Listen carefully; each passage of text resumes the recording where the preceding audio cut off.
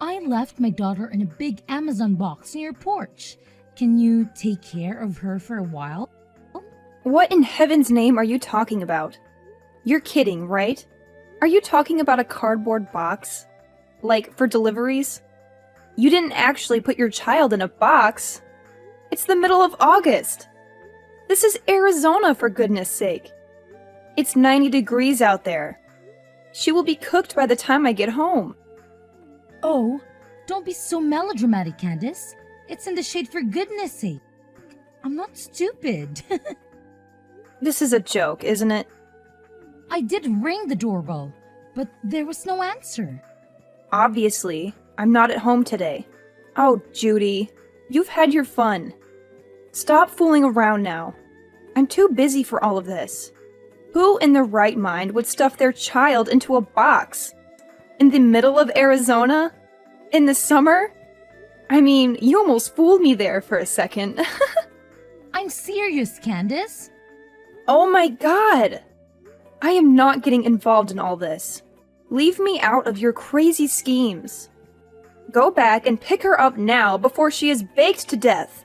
Can't you take her with you wherever you're going? And what kind of parent puts their daughter in a freaking box? In Arizona?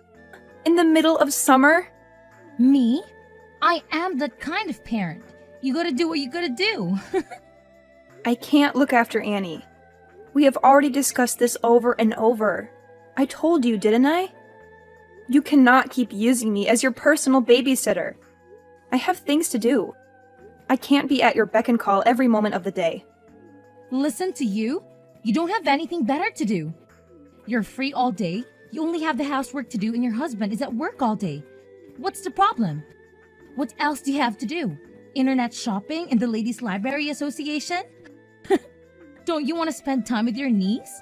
I thought you had a soft spot for her. You don't get it, do you?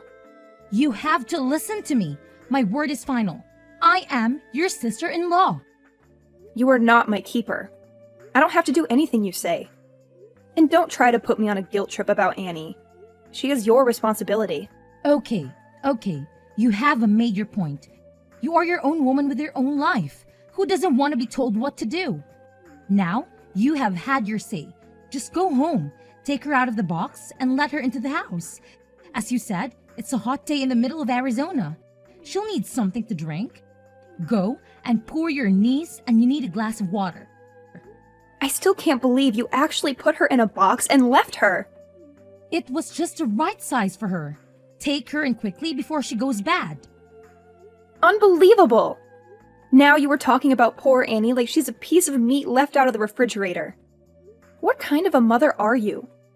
What will you know about being a mother? That was uncalled for. Well, when you and Joe do eventually provide your family with an heir to their fortune, you will probably come to learn that sometimes it is necessary for a woman to take a short break from the trials and tribulations of motherhood. Of course, I wouldn't know, would I? Listen, I have to go on a trip. I can take her with me.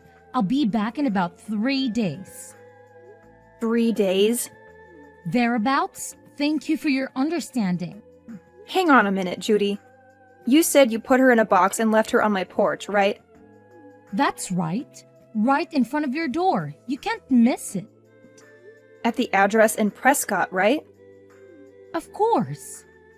Oh my god! I told you before. Aren't you paying attention? Oh my god! This is terrible! Poor little Annie. I'm not anywhere near Prescott right now. Go back and get her! This very minute! Impossible. We are already on the plane. Huh? What plane? Where to? What time did you leave her there? Duh! Prescott Regional. Ernest A. Lovefield. We're off to LA. We left her there about an hour ago. Judy, do you know what month it is right now? It's not a quiz. August is coming to Arizona. Annie is in danger. I have to call the police. Leave the police out of it. If they get involved, I'll be in a lot of trouble. I don't have time for this. I'm calling them now. If you're going to call the police, let's get our story straight. I heard about a kid who closed himself in a box once and couldn't get out of it by himself. Kids do it all the time. Worst case scenario, we can say she crawled into the box on her own accord. You are out of your mind, you selfish, crazy woman. I can't believe you are more worried about fabricating an alibi than you are about poor little Annie.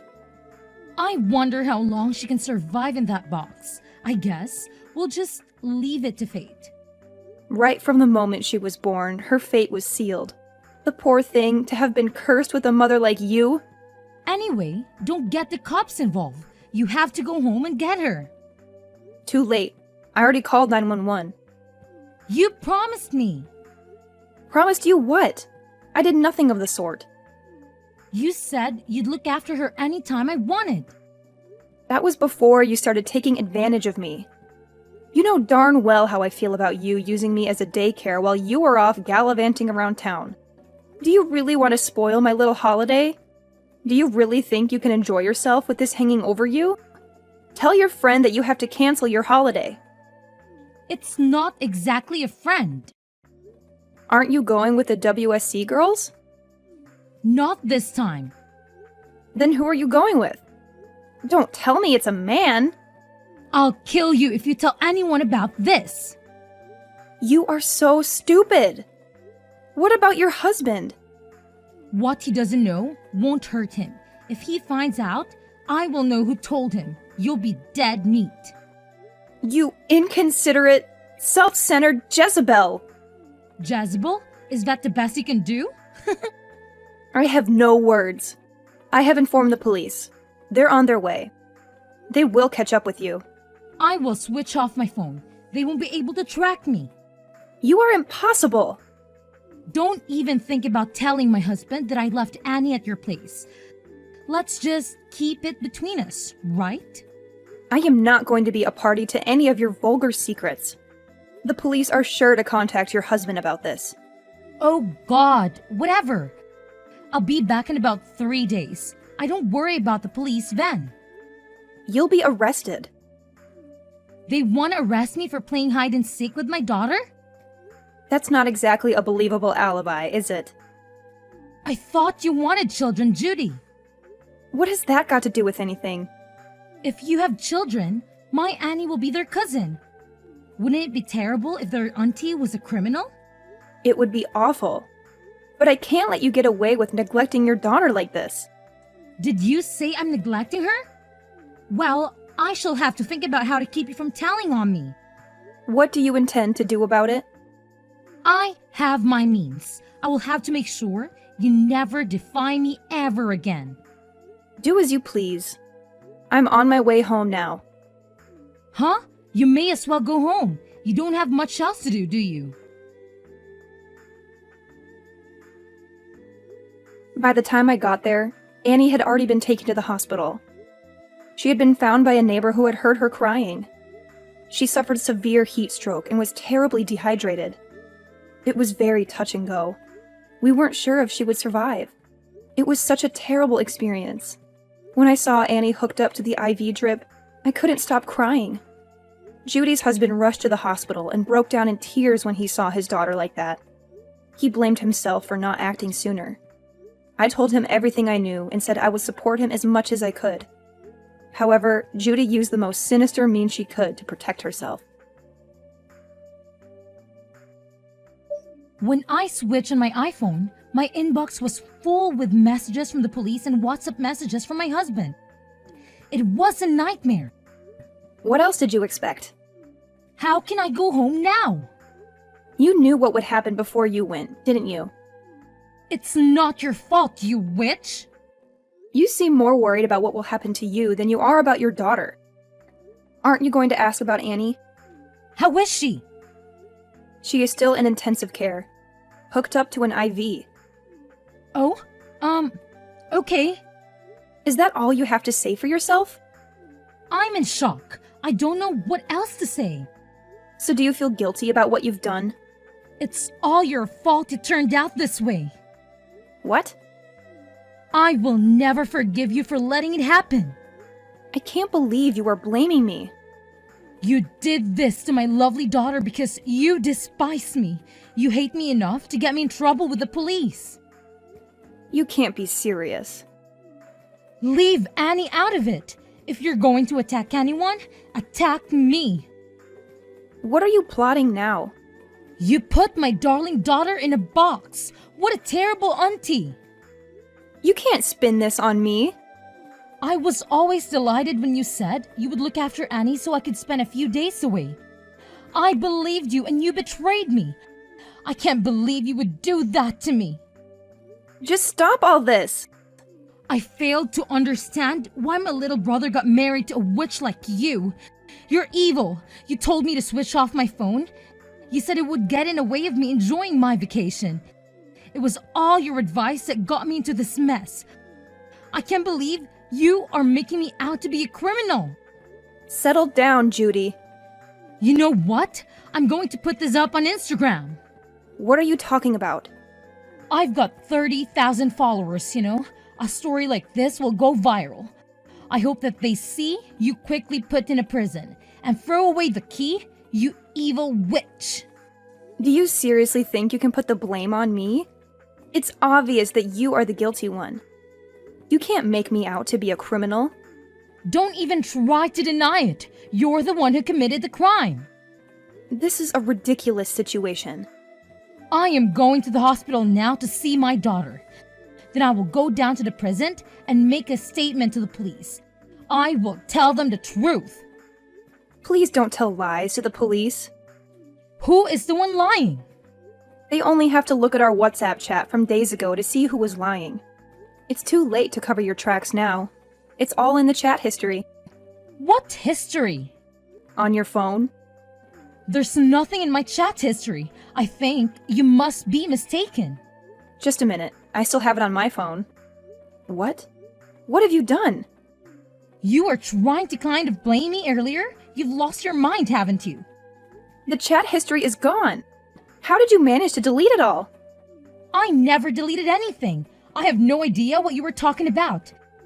You seem to be living in some kind of fantasy world. I think you need to pull yourself together, Candace. So that was your plan all along, was it?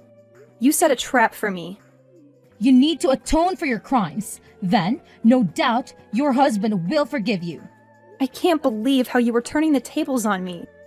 You ought to be feeling guilty about what you did to Annie. You are a disgrace to the human race. Enjoy your time in prison. I will come and visit you and bring you a nice homemade cake. Thanks a lot. I've just arrived at the hospital. I already called the police and told them everything. I think they will be knocking on your door very shortly. I am at the police station now. They called me and I came down to the station willingly. You turned yourself in? Well done! I didn't turn myself in. I made a statement. I showed them the evidence. You are the one in trouble. I can't believe you're still blaming me. You're the one who left my daughter in a box on a porch. We don't have a porch. Yes, you do. You have overlooked one very important detail, my dear Judy. Quit playing Sherlock Holmes, Candace. It doesn't suit you. What detail? The house we live in now doesn't have a porch. What do you mean, the house you live in now? Did you move? Yes, we did. Last week. You didn't tell me that. We wanted to put distance between us. We needed some space. Where did you move to? We moved up to Flagstaff. What about your old house? There is nobody living there now. So why would I shut Annie up in a box if I am not there anymore? And besides, it appears you have forgotten something very important. There is still a security camera at the entrance. Security camera? It's all on camera. You forced your little girl into the box and taped it up. It's a waste of time trying to pin the blame on me. Damn! What has all this performance been for? And you are lying. You are not at the hospital. I'm not lying. I'm in the intensive care unit sitting beside Annie's bed holding her little hand right now. It's such a worry. How could it come to this? That's strange. Annie isn't in the hospital anymore. She was discharged yesterday. Yes, yesterday? I wonder whose hand you're holding. Oh, all these pale and sick patients look the same. I was sure this was my daughter's hand I was holding.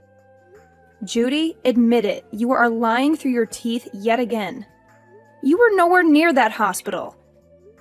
You haven't even been to the hospital, have you?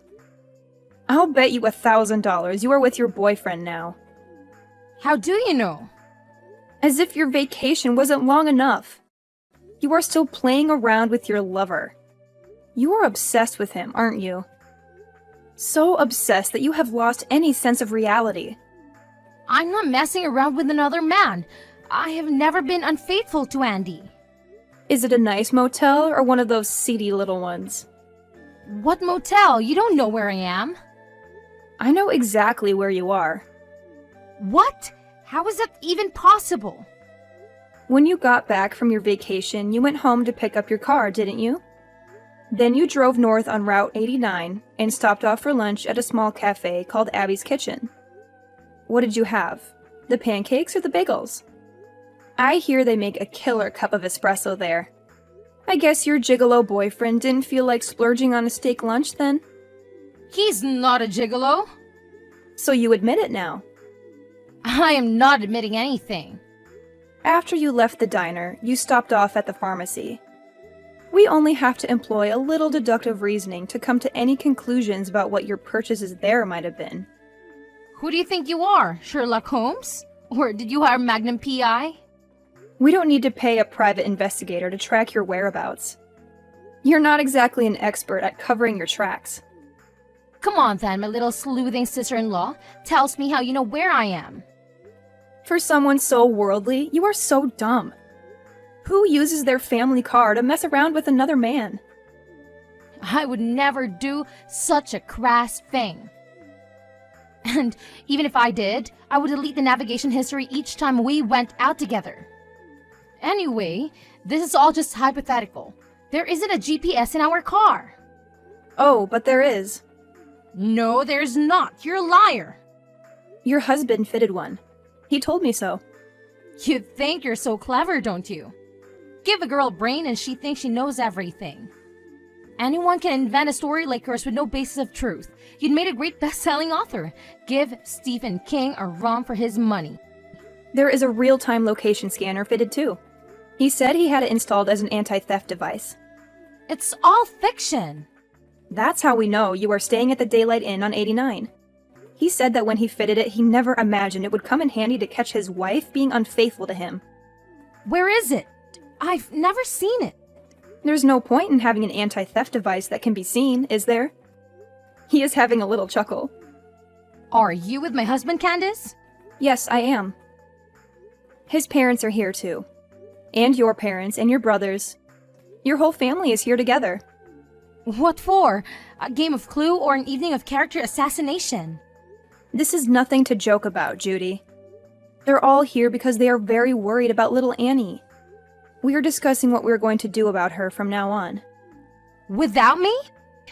Well, you aren't here, are you? We would have invited you, but you switched off your iPhone, remember? What are you going to do? You're not going to take her away from me.